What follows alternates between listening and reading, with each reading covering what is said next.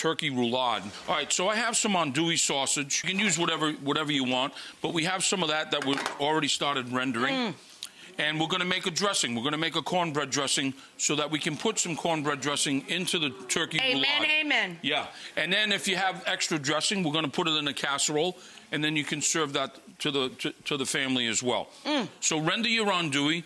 Then I have the Trinity, which is onions and bell pepper and celery. We'll add a little bit of salt. We add a little bit of cayenne. There you go, Rach. Little cayenne for the heat. So once you have that, then we're going to add a lot of garlic. Yes, baby. And then you cook that until it's translucent. Cut the heat off, right? And this is what I have right here. Let it cool.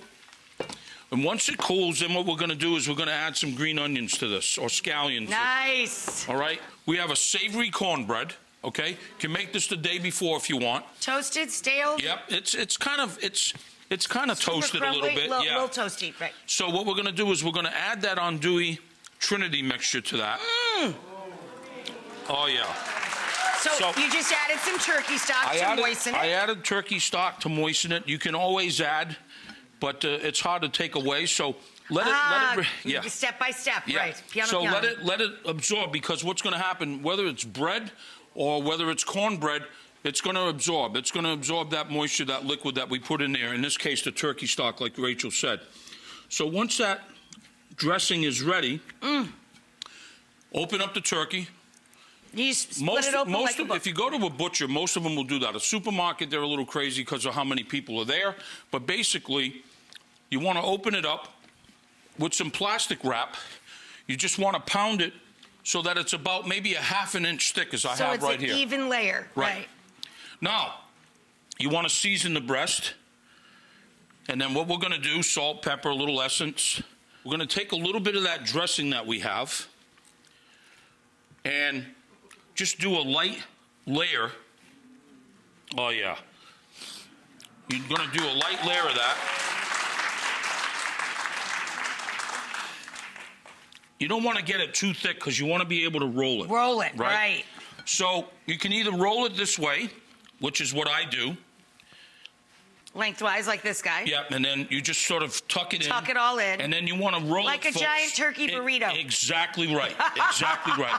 Now, you take the roulade that we rolled, take some butcher's twine, and you want to tie it because you don't want it to open up. We can season this if you want to just give me a little season. Wait, do your sound effect. Kick it up a notch. Bam, bam. Yeah, there we go.